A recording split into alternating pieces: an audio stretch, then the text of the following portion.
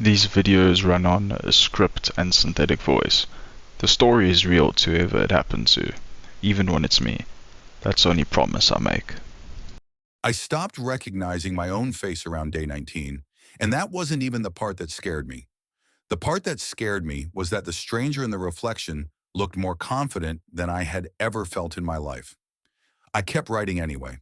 The experiment started because I read a paper on self-referential processing, the way the brain encodes information differently depending on whether it involves the self. The theory was that repeated positive, self-referential statements, written by hand, might gradually shift baseline self-perception. Not affirmations. I want to be clear about that distinction. Affirmations are aspirational, future tense, often things you don't believe yet. This was different. The rule was strict. One compliment, present tense, that I actually believed to be true at the moment of writing. If I couldn't believe it, I couldn't write it. Day one was almost funny. I sat at my desk for 11 minutes before writing, "I am good at parallel parking." That was the most credible thing I could come up with at 7 in the morning on a Tuesday. I photographed every entry with timestamps so I'd have a record. The handwriting on day one is small, slightly tilted to the right. Letters close together, like the words were trying not to take up too much room. Week one felt like a low-grade embarrassment I had scheduled into my morning.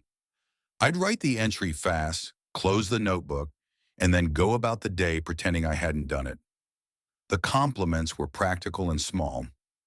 Good memory, reliable, patient with complicated instructions, the kind of things you'd say on a resume if resumes were about character instead of credentials. Week two, something shifted in the quality of observation. I started noticing things about myself during the day that I was mentally filing away for the next morning. On day 11, I wrote something I hadn't expected. I am someone people call when things go wrong, and I don't find that burdensome. I sat with that one for a minute after I wrote it. It was true. I had never framed it as a quality before. Around day 14, I noticed the posture thing. I became aware of it in a grocery store. I wasn't doing anything different, I don't think, but I noticed I wasn't angling my shoulders inward the way I usually do in crowded spaces. I wasn't trying to compress myself. I mentioned it to a friend without explaining why I'd noticed, and she said, "Yeah, you've seemed different lately," and then changed the subject, which felt significant even if it wasn't. Day 19. Office, 6:45 p.m. Everyone else had left. I was walking toward the bathroom and I passed a dark window in the hallway, the kind that's basically a mirror when the lights are on inside and dark outside. I saw a figure, and for approximately 2 seconds my brain did not file it under me. It wasn't frightening exactly. It was more like the mild disorientation of hearing your own voice on a recording. A delay, and then recognition clicked in. But for those 2 seconds I had looked at my own posture, the way I was holding my coffee cup, the tilt of my head, and processed it as belonging to someone else. Someone I might have looked at and thought, that person seems comfortable in a room. I went home and wrote about it. Not in the journal, just in my notes app. I didn't know what category it fit into. Weeks 3 and 4 started to feel less like a self-improvement project and more like archaeology. I was excavating something. The compliments got longer, not because I was inflating them, but because I was finding more precision. Day 22. I pay attention to what people say they want instead of guessing, and this is not a small thing. Day 26. I've kept every promise I've made to myself this month, which I can't say about most months. By the end, I was writing 200 words some mornings.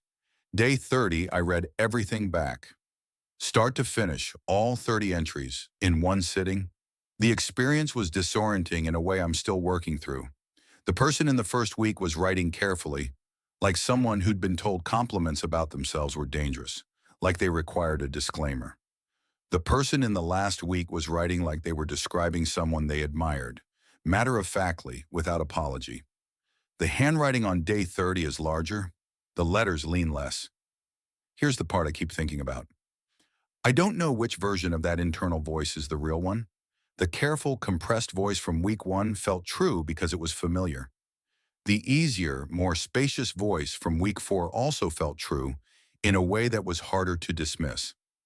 What I can't resolve is whether the experiment revealed something that was already there, something I'd been obscuring with habitual self-doubt, or whether it built something new, something that wasn't there before I started writing.